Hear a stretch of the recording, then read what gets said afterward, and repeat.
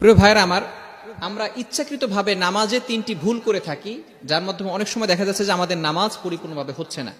ভালো করে বুঝবেন, নামাজ হচ্ছে এমন একটি ইবাদত, কেননা নামাজ হচ্ছে কিয়ামতের ময়দানে আল্লাহ পাক রব্বুল আলামিন সর্বপ্রথম বান্দার নামাজের হিসাব দিবেন। আল্লাহ রাসূল সাল্লাল্লাহু আলাইহি সাল্লাম বলেছেন, এটা আমার কথা নয়, আল্লাহ রাসূল সাল্লাল্লাহু আলাইহি সাল্লাম বলেছেন, আউয়ালু মা ইউহাসাবু বিহিল আবদু ইয়াউমাল কিয়ামাতিস সালাহ, on the day of resurrection the first prayer will be calculated.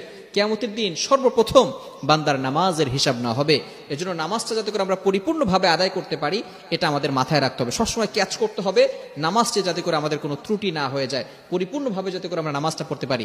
এজন্য আমরা যে তিনটা ভুল করে থাকি, তার ভিতরে সর্বপ্রথম ভুল হচ্ছে যে আমরা অজুতে তাড়াহুড়া করি, অনেক তাড়াহুড়া করে অজু করি। ভালো করে মনে রাখবেন, অজুর যে মাসআলা আছে সেটা হচ্ছে যে আমাদের যে অঙ্গ প্রত্যঙ্গগুলো ধৌত করতে হবে, সেগুলোর কোনো একটি জায়গায় যদি চুল পরিমাণ শুষ্ক থাকে তাহলে তার অজু হবে না। ভালো করে মনে রাখবেন, আপনি তাড়াহুড়া করে অজু করলেন, কোথাও যদি শুষ্ক পরিমাণ যদি আপনার শুকনা থাকে, একেবারে চুল পরিমাণ, তাহলে কিন্তু আপনার অজু হবে না। আর এরকম অজু দিয়ে যদি আপনি কিয়ামত পর্যন্ত নামাজ পড়েন, কোনো নামাজ আল্লাহর কাছে গ্রান্টেড হবে না।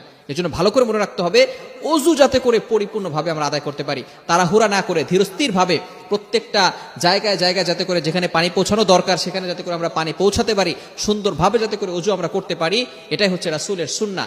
আমরা তাড়াহুড়া করতে গিয়ে দেখা যাবে যে আমাদের অজু ঠিকঠাক মতো হবে না। কেননা আল্লাহ রাসূল সাল্লাল্লাহু আলাইহি ওয়াসাল্লাম বলেছেন, মিফতাহুল জান্নাতিস সালাহ, prayer is the key to heaven, নামাজ হচ্ছে বেহেশতের চাবি এবং নামাজের চাবি হচ্ছে অজু। এজন্য অবশ্যই আমাদেরকে অজু পরিপূর্ণভাবে আদায় করতে হবে।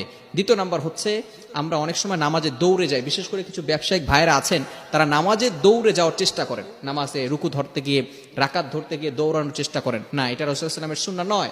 আল্লাহ রাসূল সাল্লাল্লাহু আলাইহি ওয়াসাল্লাম বলেছেন যে তোমরা ধীরস্থিরভাবে নামাজে যাও, তোমরা দৌড়ে নামাজে যেও না। এজন্য এই ভুল থেকে আমরা নিজেদেরকে হেফাজত রাখবো।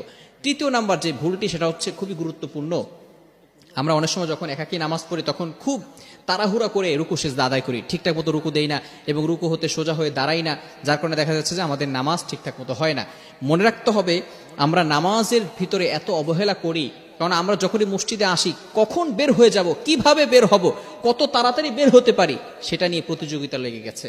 বর্তমানে আমরা মসজিদে বেশি সময় থাকতে চাই না, অথচ যারা মসজিদে থাকে, আল্লাহ পাক রব্বুল আলামিন রাহাতুন লিল কলব, রেস্টেড মাইন্ড, আল্লাহ তাআলা তাদের অন্তরকে প্রশান্তি লাভ করে দেন, বলেন সুবহানাল্লাহ। এজন্য নামাজ এমন ভাবে পড়েন যাতে করে রুকু সিজদা খুব সুন্দরভাবে আদায় করতে পারেন। আল্লাহ তাআলা আমাদের সকলকে এই তিনটি ভুল থেকে হেফাজত করুন, সকলে বলেন আমিন।